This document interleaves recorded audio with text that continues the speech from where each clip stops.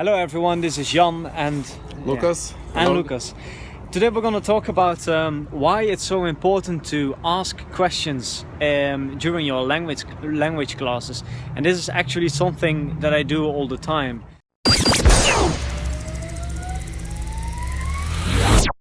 If I learn a new word but I can't use it in the story that I'm telling, then I just make it up and I try to tell something. I try to make sentences with that word. So speaking is very important. Using the words that you have learned straight away is very important. This is a good way to memorize vocabulary.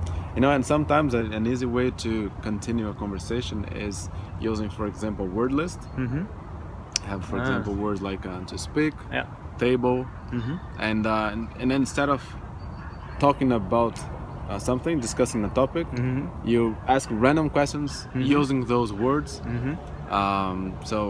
It's just easier to keep the flow if you are in a beginner level. Then of course the challenge is to have a good word list, right? To have a list with words that you actually need to learn or want to learn, or words that you use.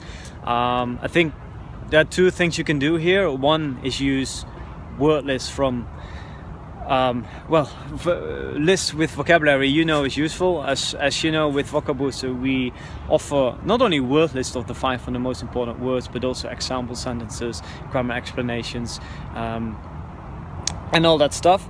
But you can also create word lists yourself during your classes, and this is what we actually do all the time, right?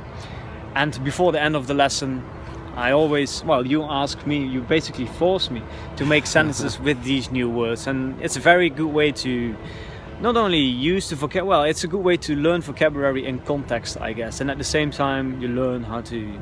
And use some spaced repetition system, right? This is actually you're repeating the same word again and again. First I repeat it after you, as I also mentioned in the video about code switching. Then in a sentence, then maybe 5 or 10 minutes later, and then before the end of the lesson, and probably afterwards, also in the next lesson or in my Anki deck or whatever.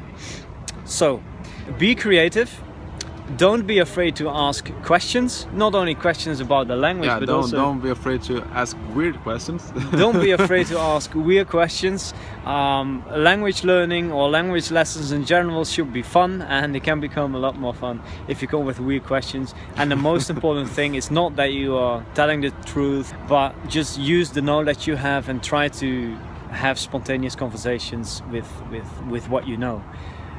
I think that's one of the keys to fluency. At least this really has helped me in the past, in Portuguese, French, also other languages that I learned the last few years. I remember that when we started learning Russian, even in our first conversations, they didn't make much sense, but we were talking, right? I think that's the most important thing. We were discussing and talking. I think the first conversation would be really stupid. Like, for example, I would ask Lucas, "How are you? Where are you?" While I know where he is, but I know how to say "Where are you" in Russian, so I want to practice that. He say "Я дома," I am at home, and I say "Я тоже дома," I'm also at home. Exactly. It's pretty obvious, but you practice the words that you know, and you learn a few other words like "domo," which is a very important word at home. And then you can say that John is not at home. And I can say, is your sister also at home? I know that he doesn't have a sister, but I can ask him the question just to practice the language. So the conclusion is, it's not important what you say, but just try to say as many things as possible with the limited vocabulary you have, and I think that's can lead to the shortest path to fluency. That was it for today. Yeah. And see you next time. Bye bye.